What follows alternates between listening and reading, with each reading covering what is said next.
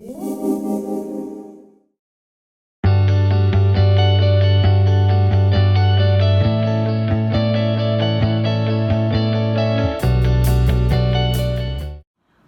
to A Higher Perspective with Kim Russo. Get ready to have your mind blown, expand your consciousness, and raise your vibration. Are you ready? Come on in. Hi everyone, Kim Russo here again, coming to you with another episode of A Higher Perspective with Kim Russo. If you like what you see, please subscribe, share, follow, and comment. I'd love to hear what you have to say. As you know, all of my videos are inspired by messages that filter in, come to me, are given to me for the collective consciousness. I'm doing my part. I'm trying to do my part to help humanity as we ascend into a new reality, a new world, a new way of doing things, a new way of being. As you may know, energy is my first language. And the energy has been wonky, to say the least. Many empaths, psychics, channelers, people that are light beings, the way showers, are navigating in their own frame of reference. So what I come to you today to speak about is, what is your frame of reference? What areas of energy are you pulling from? What areas of knowledge are you using? So it's not easy for us humans to step outside of the box and to step outside of what we have been conditioned to believe, have been conditioned to know, and what our so-called reality is. If you know anything about quantum physics, time bends and reality can get distorted, and time is not linear. The spirit world has shown me that. Linear means past, present, future. In fact, that is a distortion of the three-dimensional reality of Earth. And I don't want to get too technical. I like to throw in these little tidbits here and there. And you can do your own research. You can research how time is not linear. And so time as we know it is shifting, it's changing.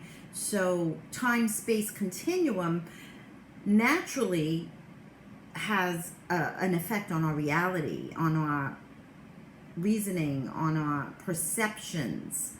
And as this is a video of a higher perspective or a higher perception, I urge you to start to tap into your higher wisdom. Some people call it intuition, and intuition is really good, except there's a little bit of a trap that goes along with intuition that most people get caught up with and in. And that is that a lot of people are not trained to utilize their intuition without connecting to their emotional side as well. So when you use intuition, and I call it discernment, I am a big believer in the word discernment, and that's what I'm coming here to talk to you about, is how to discern the truth of any situation, whatever that may be, whether you meet a new person, a new employer, a new employee, a new friend, a new relationship. Discernment comes from looking at every situation from a lens of neutrality and not so much duality. And duality is based in judgment. Right, wrong, black, white, up, down, yes, no. And judgment comes from our programming of your tribe. What what did your tribe teach you, aka your family, your roots, your generational ancestors? What were you trained to believe? And basically your culture and what your culture was programmed to believe. And so it kind of goes on and on and on. But that doesn't always mean that everything that we see is actual truth. It could be the truth you were shown. So for you, it's your truth. It's what you know. It's what you think is safe or is familiar. Discernment lies more in always in every moment of discernment, you will be receiving new information. And if you can see it by looking at a neutral lens, not being the judge or the juror, just being the observer and tuning into the higher wisdom through the heart chakra, which does not discriminate, which does not judge. It does not say, you are not part of my tribe, or because you do things differently, I cannot accept you into my tribe. So when we speak, I like the word tribe because it kind of goes back. I feel like it resonates with our soul. To say the word family or friends or community, I don't think it really hits the energy of the word tribe. Because again, we're still tribal in nature. We do things, again, based on what our tribe taught us, what we think is the right way to do things. But when you discern, or you're trying to discern a truth, it cannot be based in judgment or logic. That's where people get in the discernment trap. It is based in observing and understanding the wisdom of that knowledge that filters in.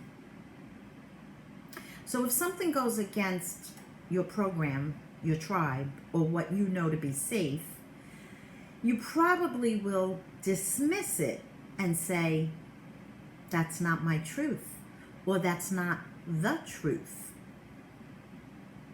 But in reality, when you go deeper and you stay higher and you don't go in judgment, you just see it for what it is. Sometimes a lot of our common sense starts to filter in, and it's not emotionally based. It's more, sometimes it could be factually or fact-based, like, well, something here doesn't make sense. What am I missing? Like when you meet a new person. They can seem lovely. They can show up in a beautiful package. They can have all the bells and whistles. They can say all the right things. Things maybe that they know you would like to hear. But something inside of your whole energetic body does not feel right. Something doesn't feel in alignment with what you're seeing and hearing. That, my friends, is discernment. When you bypass logic and you bypass judgment,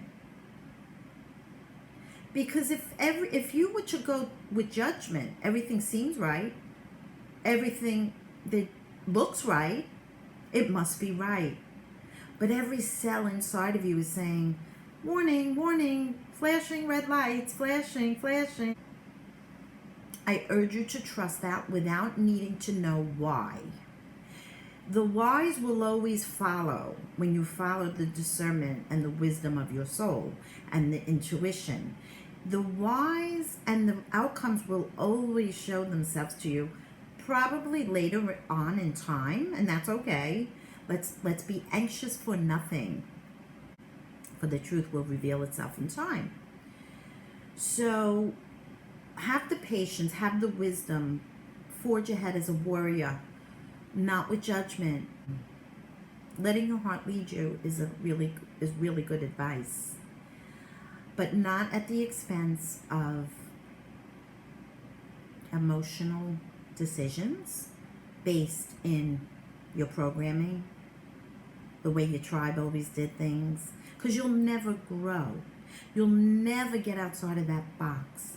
If you always did what everyone in your tribe has done, you'll be a really good tribe member. You'll be a really good follower. You'll be a really good person that follows the rules, but you'll never grow to that leadership level where you are paving a new road. You are saying, hey, why don't we look a little deeper into this, and maybe there's something we're missing, and maybe there's a new way we can do things, and maybe there's a new way we can exist instead of what we were always taught, and it doesn't seem to be working, and nothing ever really made sense.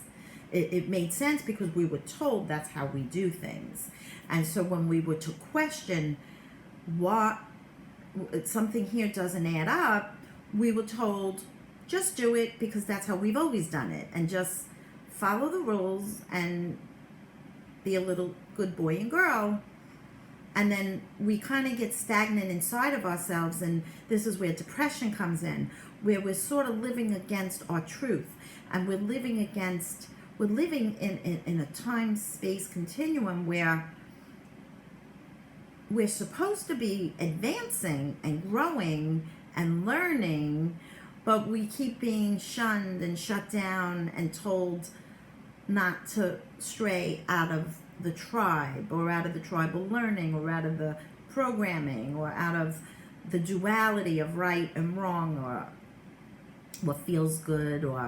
But so many people now are starting to follow the wisdom of their soul and the higher perspective and the higher perception.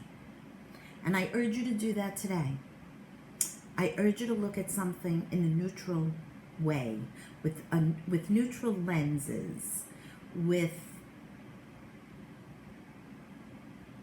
an open heart. The truth will filter in. And as you're trying to discern the truth of whatever the situation is, it's okay if it does not make sense.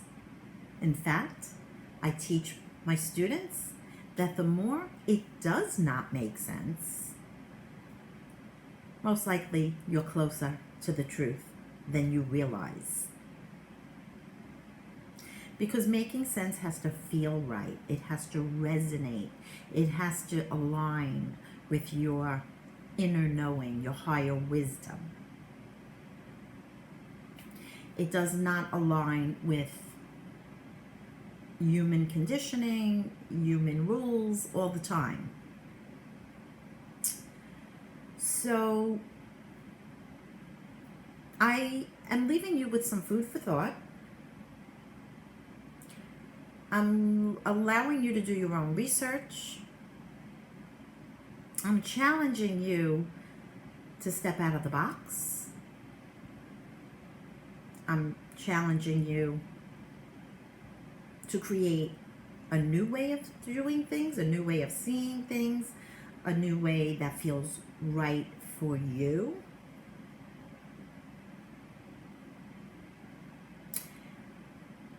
You may be surprised at the courage that you display. You may encourage others to be just as courageous as you are. And that, my friends, is how we create a new reality based in truth, love, higher wisdom, and knowledge of the soul. Namaste. Until next time, much love. I'll see you soon.